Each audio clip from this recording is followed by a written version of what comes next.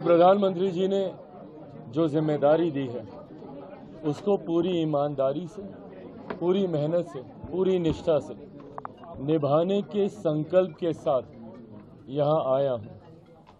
Food processing की एक बड़ी जिम्मेदारी है और मैं मानता हूँ कि आने वाला समय फूड प्रोसेसिंग का ही है।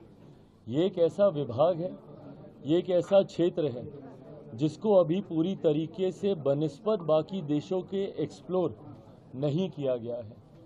स्कोप हद से ज़्यादा है।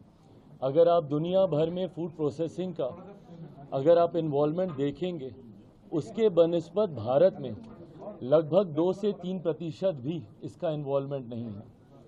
आने वाले समय में जहां इसमें स्कोप बहुत ज़्यादा है, वहीं ये एक ऐसा विभाग है जो सीधा किसानों को मदद पहुंचाने का काम करेगा, जो किसानों की आय को बढ़ाने का काम करेगा, जिस लक्ष्य के साथ हमारी केंद्र की सरकार आगे बढ़ने का प्रयास कर रही है। कृषि प्रधान देश है हमारा, और ऐसे में मेरा खुद का विजन, जिसमें मैंने हमेशा इस बात का जिक्र किया है कि ज़्यादा से ज़्यादा प्रोसेसिंग यूनिट्स होने चाहिए ताकि किसानों को उनके उत्पादन का उचित दाम मिल सके, उनके आय में वृद्धि हो सके। ऐसे में मैं मानता हूं कि इस विभाग की आने वाले दिनों में एक अहम भूमिका होगी।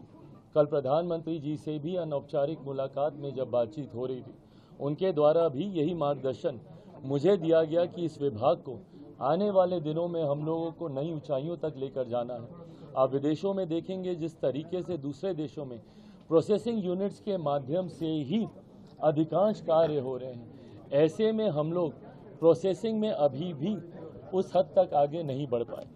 तो इस उम्मीद के साथ मेरे नेता, मेरे पिता आदरणीय रामविलास पासवान जी से सीखते हुए जिस विभाग की जिम्मेदारी उन्होंने ली, उस विभाग को उन्होंने ऊंचाइयों तक लेकर जाने का काम किया। और ऊंचाइयां इसलिए नहीं, ऊंचाइयां इसलिए क्योंकि उसको सीधा जनता के साथ जोड़कर उन्होंने गरीब कल्याण की योजनाओं में एक अपना अहम योगदान देने का काम किया।